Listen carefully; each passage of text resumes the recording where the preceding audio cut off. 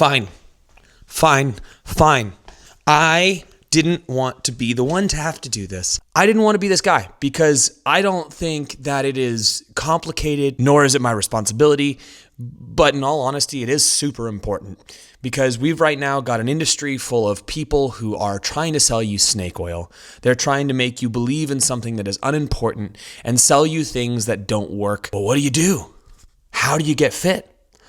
It's not complicated. It really is not complicated. But in order for us to even have this discussion, we have to first define what the word fitness is, because at this point in time, it is frickin' meaningless. That's what we're going to spend the first part of this video doing, is defining what fitness is.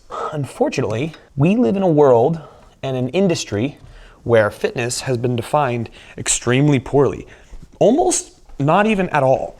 And for a while there, it was starting to look like it was getting better. But then guess what? Capitalism got in the way, and who knows? We find ourselves back in a place where nobody knows jack shit about what fitness is. So let's define that first. If you were to toss in the old Google machine, what is fitness? What is the definition of fitness? Google is going to throw back at you, the definition of fitness is the state of being fit. So you're defining the word with the word. It's a particularly unhelpful definition. There's no metric to that. So let's go ahead and Google what's the state of being fit. What is the state of being fit? Being fit means having a state of health and well-being that allows you to perform daily activities efficiently with energy and without undue fatigue. It encompasses a combination of physical and sometimes mental health with fitness levels varying based on goals and circumstances. Cool. Guess what? That's actually a pretty damn good definition. However, that's not what the industry is selling us right now as fitness. What the fitness industry sells us as fitness is actually more closely akin to physique or figure. All it sells is six-pack abs. Do you want to look this way? Do you want to have these abs? Do you want to have this ass? Be sexy again. This is a visual manifestation of your hard work.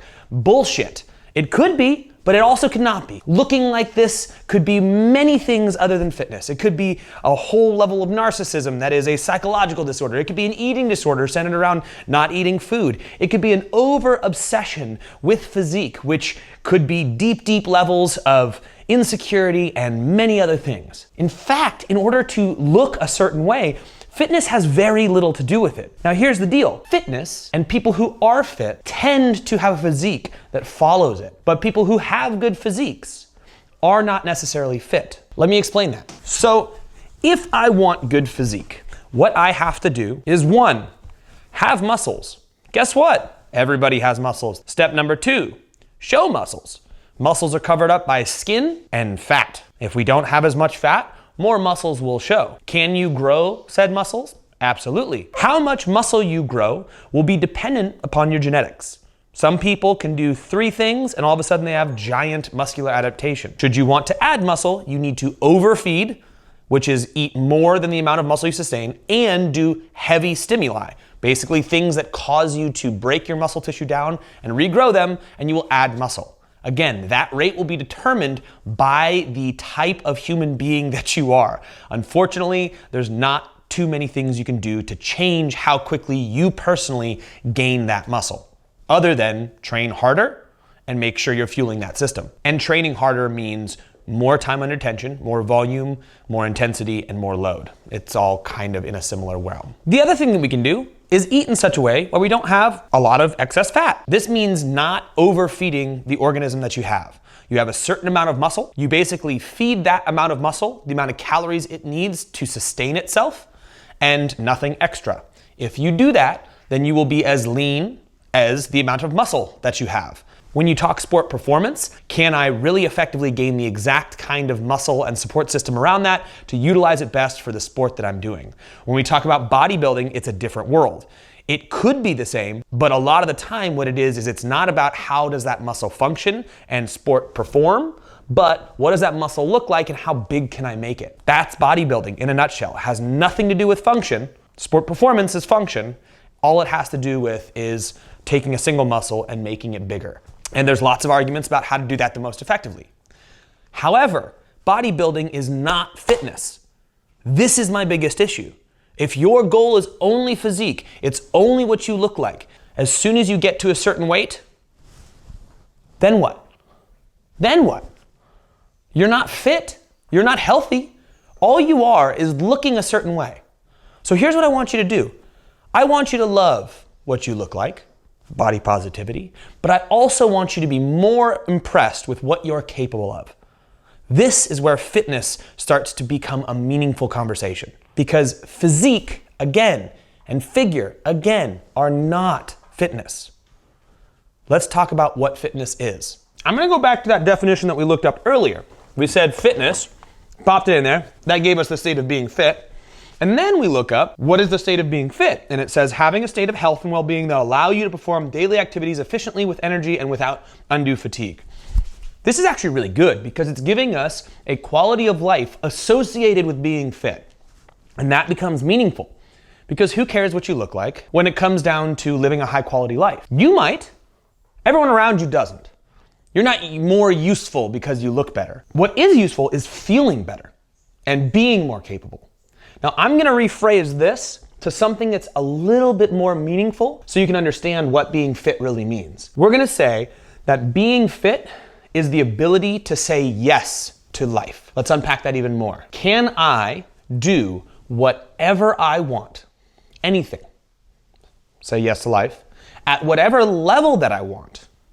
That means can I do it at a low level, like just get it done? Also do it at a high level. Could I go skiing and go down the bunny slope, but also have the body to go down a double black diamond? Not that I would want to necessarily, but could I?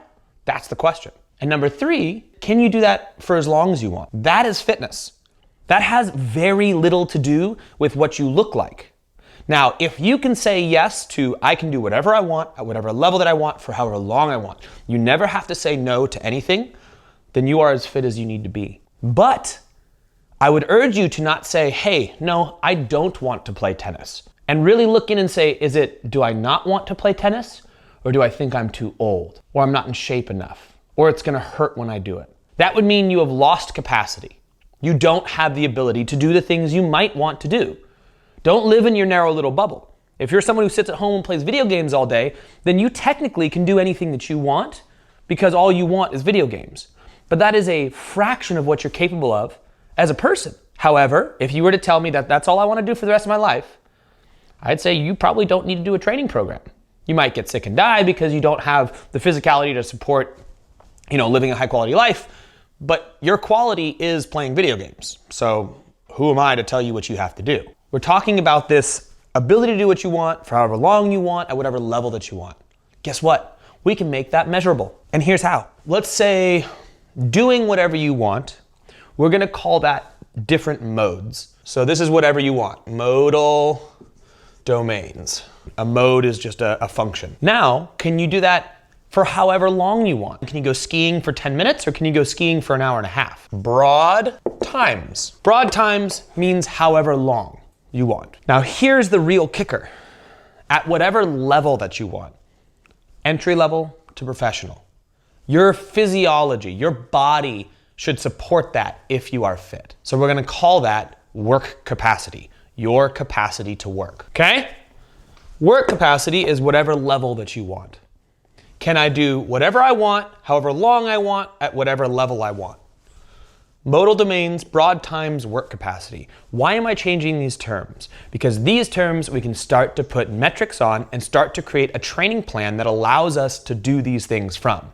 So first, if we take work capacity, there actually is physics equations that allow us to get an amount of capacity to work. Specifically, we have a power equation. Force times distance divided by time equals power. Cool. Here's why this is important. Force times distance is the amount of work. Whatever force you have, which is a weight, times the distance it travels, is going to give you amount of work that is done.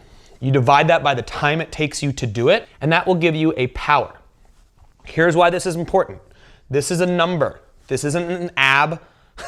This isn't a sense of leanness. This isn't a great shoulders. Whatever this is a number. Power. We can say work capacity is your capacity to work. It's your ability to output power. This might be a leap for some, but this is a meaningful metric because it's measurable. So we've got our power. We want that to be high. I need to be able to output high power. That's my work capacity. I want to be able to do that across broad times and modal domains. Here's where it gets fun. Modal domains, you name the activity, can you do it? Broad times, that means can you do it for short times, medium times, or long times? Power output, can you have high power, which means work at a high capacity, which means do a lot of work. Now, there are lots of training programs out there that claim for this, but the vast majority of them don't use this as a definition. That's the important part, is that we understand fitness is our work capacity, ability to output power across any time frame and any activity. It's not what you look like. It's not how many abs you have. It's not how big your shoulders are. Your fitness is what you can do and how many things you can do. And that actually applies to the definition we looked up when it said the state of being fit. Depending on the lifestyle you need, less fitness. However, when you have more fitness, you can live a higher quality of life because you can say yes to more things. So should you on a whim want to go skiing, guess what? You can.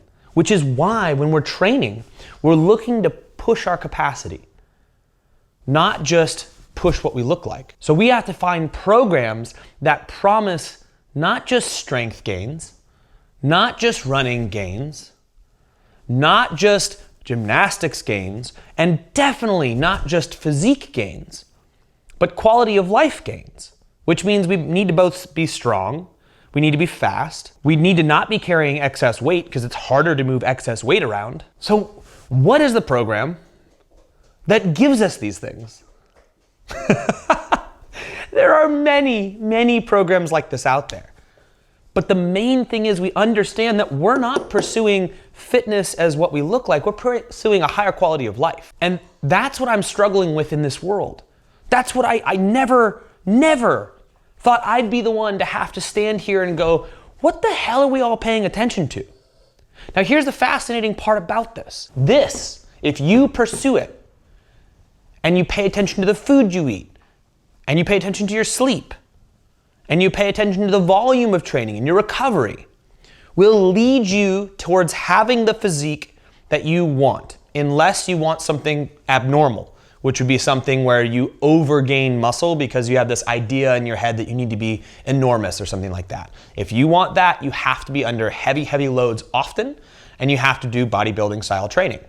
But if you want a great physique, just commonly understood, lean, healthy looking, carrying muscle, the appropriate amount of muscle for the system that you have, then if you pursue function, what you're capable of, which is true fitness, then you will get the physique that you want. However, just pursuing the physique, there are many training methods and eating methods that will give you none of this. You will live no higher a quality of life because you happen to look better.